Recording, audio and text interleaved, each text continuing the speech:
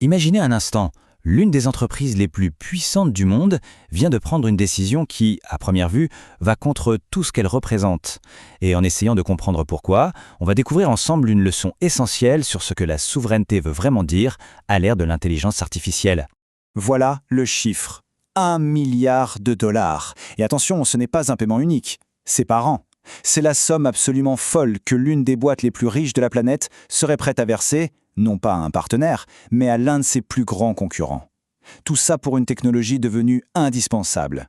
Alors, la question que tout le monde se pose, c'est celle-là. Pourquoi Apple? Apple, l'entreprise qui contrôle tout du moindre composant à la moindre ligne de code, pourquoi irait-elle payer une fortune à son rival historique Google pour son IA?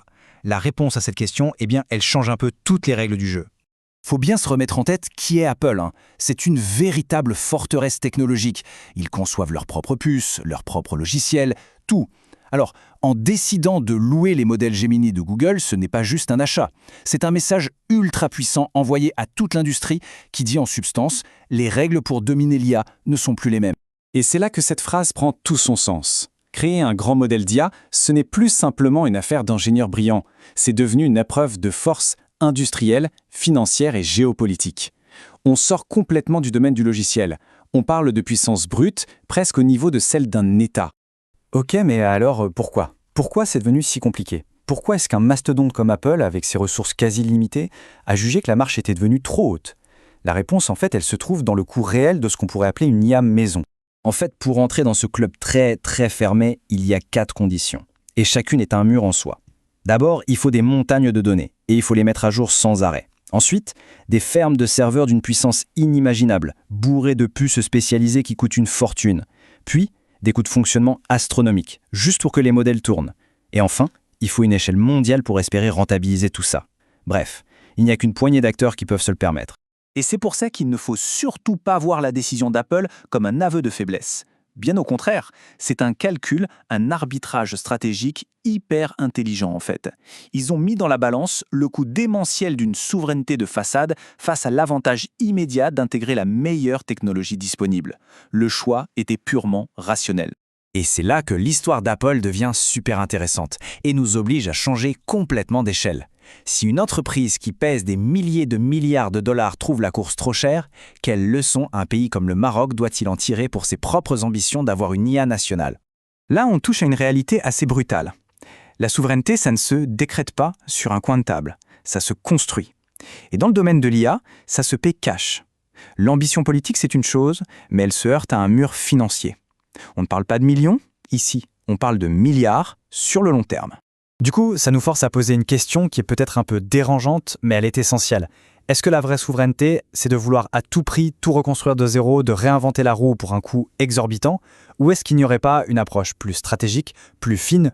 Cette approche plus fine, elle commence par un changement de regard. Il faut qu'on arrête de tout mélanger.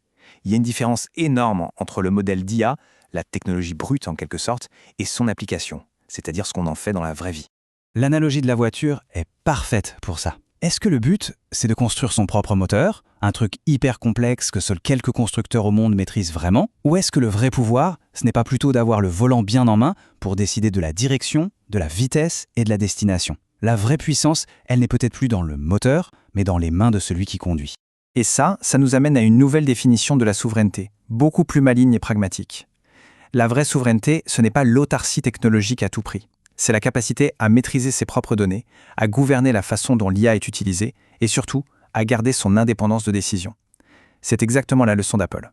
Alors, concrètement, c'est quoi ce chemin plus intelligent?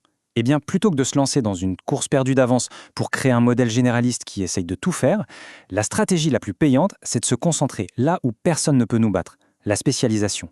Regardons des exemples très concrets où une nation a une carte maîtresse à jouer. Imaginez une IA pour l'administration publique qui jongle parfaitement avec l'arabe, l'amazigh et le français. Ou une IA spécialiste du droit marocain qui en connaît les moindres subtilités. Ou encore en agriculture, en santé. Les possibilités sont infinies. Et c'est ça, la clé, cette connaissance intime du contexte local, la langue, les lois, la culture, les données spécifiques. C'est une véritable forteresse. C'est un avantage stratégique que les géants mondiaux, aussi puissants soient-ils, ne pourront jamais complètement rattraper. Au final, la leçon est limpide. On en revient toujours à cette idée. La souveraineté n'est plus dans le moteur, elle est dans le volant. Le pouvoir réel ne vient pas forcément de la possession de la technologie de base, mais de la capacité à la piloter pour servir ses propres objectifs. Il faut donc absolument sortir de ce faux débat, de ce choix binaire entre construire ou acheter. La vraie question, elle est bien plus profonde, bien plus stratégique que ça. Le but du jeu, finalement, ce n'est pas d'avoir une machine qui tourne sur un serveur national. Non, le véritable objectif, c'est de construire quelque chose de bien plus précieux.